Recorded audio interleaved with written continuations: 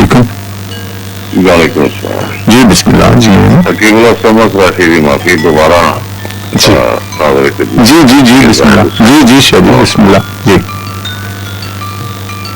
ये सारे मुझसे गरीब और मतलब मेरे तो भी पुराने माशाल्लाह मेरे साथ बस एक मिजाज थी तो सुनने जब नहीं है हाँ ये पानी है ना ठीक है ये सारे मांगे लेगा ठीक है। वाला छेवी में तुझे आज पा देता आहो गल तो यही है ना, इसलिए है कि नहीं है इन्हें भी खोल लिए। एक कभी बंद हो गई थी मैं खुला उन्होंने कोई कह रहा इल्हाम है हाँ भैया अगर इल्हाम है तो फिर पांच सब बंद करने की जरूरत है ठीक है। इल्हाम पे नागल हो रहा है चल गई तो मुझे होता है हो सकता है डिस्टर्ब करता है वैशा जी, वो पांच हिस्सा गल करो ना किस वक्त मजबूर होता है किस हालत च होता है ये वैसे जो गल की ना शायर ने की तो बड़ी वैसे उन्हें की तो गल ढूंढी है। चलो वो शायद पूछने हैं। बहुत मेहरबानी शुक्रिया शुक्रिया सर बहुत मेहरबानी बहुत मेहरबानी। थोड़ी गल है ऐसी बात जी जी बिस्मिल्लाह बिस्मिल्लाह।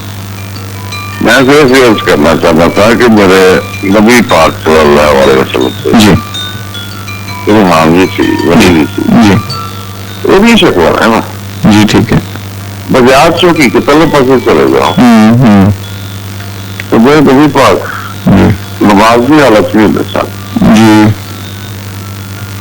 ये तो जरूर हो जाता ठीक वही भी आ जाती ये बेला इस्लामी तकलीफ लाओगे सर जी ठीक ठीक हो गया तो रहा तो सर फिर भी आ जाती ठीक हो गया ठीक हो गया। वो मेरी हालात में तो महातल बाबूदीन में भी चातर बातिया अच्छा प्रचार में भी चातर बातिया और अहले बैतुल अशरफ में भी जी बिल्कुल सही जी ठीक हो गया शाह जी अगर हम ही लोग समझ देने का है जी तो फिर किसी औकात से ही आएगा ना जी वो मेरे ख्याल है कि शाह जी हर बंदे इख्तियार है वो राय का हक मौजूद है क्योंकि असं अगर कहिए कर सकता हाँ लेकिन हाँ राय का हक जरूर है